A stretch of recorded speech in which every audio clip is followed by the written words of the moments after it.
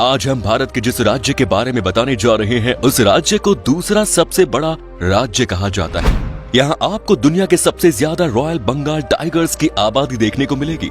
ये वो राज्य है जिसे भारत का दिल कहा जाता है। भारत का वो राज्य जहाँ आदिवासियों की आबादी 50% से ज्यादा है।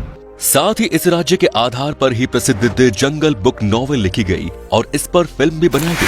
दोस्तों, आज हम बात कर रहे हैं भारत का एक अभिन्न हिस्सा, भारत के सबसे अनोखे मध्य प्रदेश राज्य की। तो फिर देर किस बात की, अपना सीट बेल्ट बांध लीजिए अच्छे से और निकलते हैं मध्य प्रदेश की एक शानदार सफर पर। मध्य प्रदेश भारत का एक महत्वपूर्ण राज्य है। सांस्कृतिक रूप से मध्य प्रदेश की पूरे देश में सबसे अलग पहचान है। मध्य का मतलब बीच में है। मध्य प्रदेश की भौगोलिक स्थिति देश के बीच में होने की वजह से इसे मध्य प्रदेश नाम दिया गया, जो कभी मध्य भारत कहलाता था। मध्य प्रदेश को हार्ट ऑफ नेशन भी कहा जाता है, क्योंकि ये राज्य लोगों के दिलों में बसता है। भारत की संस्कृति और विरासत को समेटे मध्य प्रदेश की तुलना किसी भी राज्य से करना शायद गलत हो।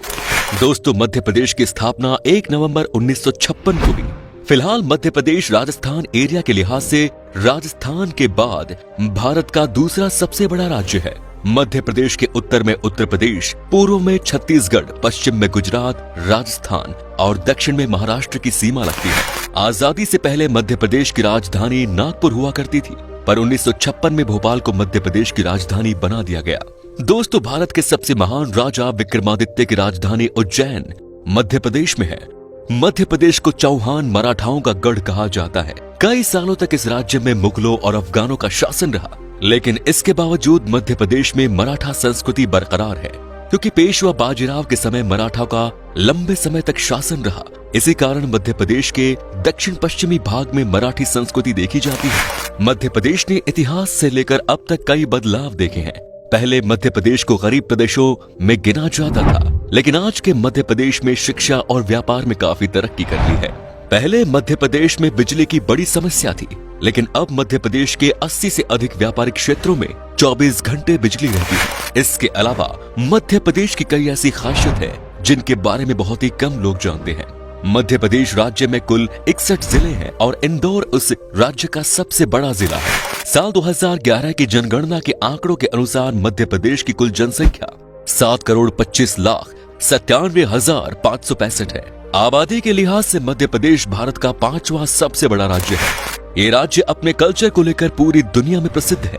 अनोखी शिल्प और मूर्ति कला से सजे मंदिरों को देखने के लिए हर साल यहाँ करोड़ों की संख्या में सैलानी आते हैं। मध्य प्रदेश में कई ऐसी चीजें मौजूद है जो भारत के सांस्कृतिक इतिहास को दर्शाती है, जिनमें से एक यहाँ की गुफाएं। दरअसल मध्य प्रदेश में भीमबेटका की 600 गुफाओं का संग्रह है और इसे भारत के सबसे पुराने गुफा संग्रहों में से एक माना जाता है। ये गुफाएं अद्भुत शिला नक्काशियों और चित्रों के लिए टूरिस्ट के बीच काफी प्रसिद्ध है। आपको जानकर हैरानी होगी कि यहाँ के कुछ रॉक शेल्टर 1 लाख साल से भी पहले के बसे हुए थे।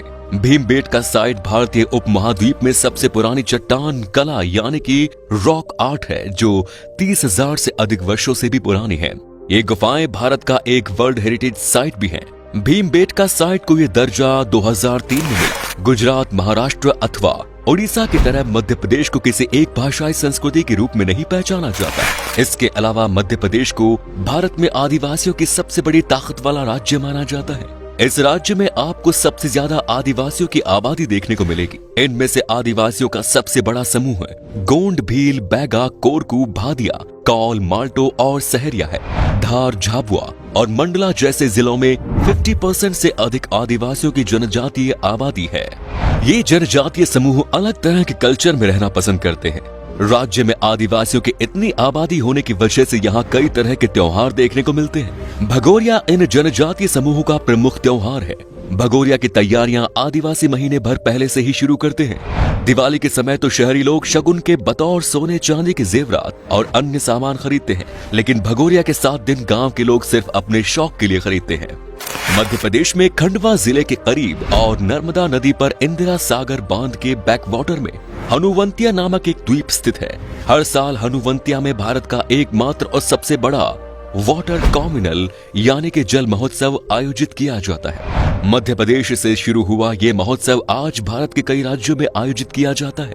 दोस्तों, मध्य प्रदेश को लेकर एक और खास बात ये भी है कि ये राज्य कई नामचीन चेहरों का घर भी रहा है, यानी कई बड़ी हस्तियां इसी राज्य में जन्मी है। चंद्रशेखर आजाद, बाल अधिकार कार्यकर्ता कैलाश सत्यार्थी, किशोर कुमार और लता मंगेशकर जैसे गायक, अभिनेता अर्जुन रामपाल, अभिनेत्री जया बच्चन और मंसूर अली खान पटौदी, अमय खुर्सिया और नरेंद्र हिरवानी जैसे कई कलाकार का घर है मध्य प्रदेश।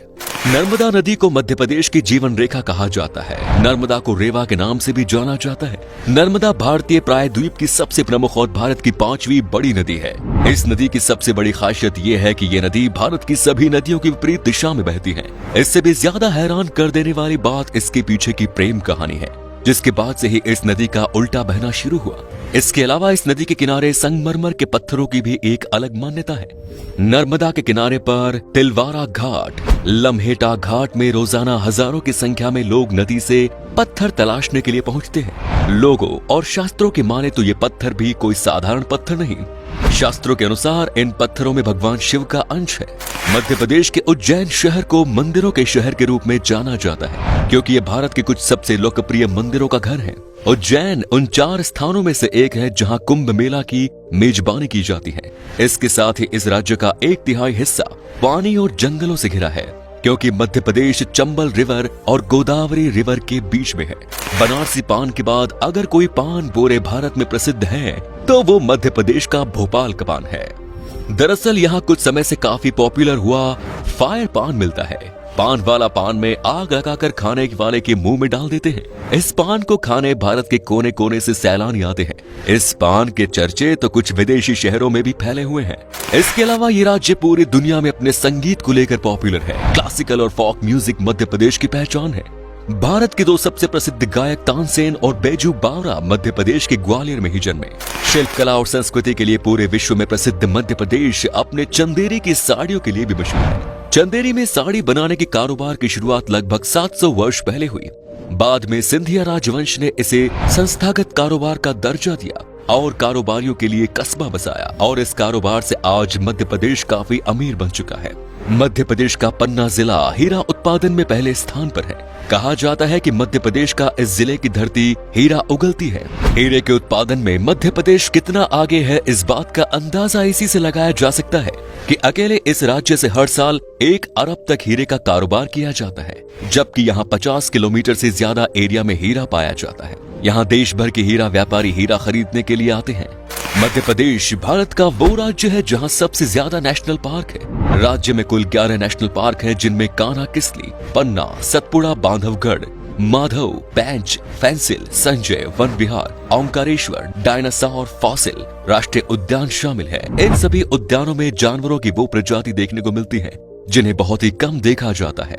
मध्य प्रदेश को लैंड ऑफ टाइगर्स भी कहा जाता है। यहाँ के बांधवगढ़ नेशनल पार्क में रॉयल बंगाल टाइगर्स इतनी आबादी में देखने को मिल जाएंगे जो दुनिया के किसी भी जंगल में मौजूद नहीं होंगे। अब जंगल की बात हो रही है तो आपको मध्य प्रदेश से जुड़ा एक और ऐसी बात बताते हैं जिसके बारे में आपने पहले कभी नहीं सुना होगा। दोस्तों, आपने द जंगल बुक नॉवेल तो पढ़ी ही होंगी, साथ ही इस पर एक फिल्म भी बनाई जा चुकी है जो बेहद मजेदार है। लेकिन क्या आप जानते हैं कि जंगल बुक पूरा मध्य प्रदेश के जंगल के ऊपर लिखी गई है? दरअसल कान्हा राष्ट्रीय उद्यान मध्य प्रदेश के सबसे बड़े राष्ट्रीय उद्यानों में से एक है और रुडयार्ड किपलिंग की प्रसिद्ध नॉवेल जंगल बुक पेंच टाइगर रिजर्व और कान्हा नेशनल पार्क के जंगलों से ही प्रेरित है। मध्य प्रदेश के ग्वालियर शहर को भारत का नगीना कहा जाता है। राज्य के उत्तर में स्थित ग्वालियर बेहद ही शानदार जगह है। 9वीं शताब्दी में स्थापित ग्वालियर कई राजाओं के शासन की राजधानी रहा। इन राजवंशों द्वारा बनाई गई इमारतें, किले और महल आज भी ग्वालियर में मौजूद हैं। इसके अलावा दुनिया का सबसे महंगे महलों में से एक सिंधिया राजघराने का महल भी ग्वालियर में ही स्थित है।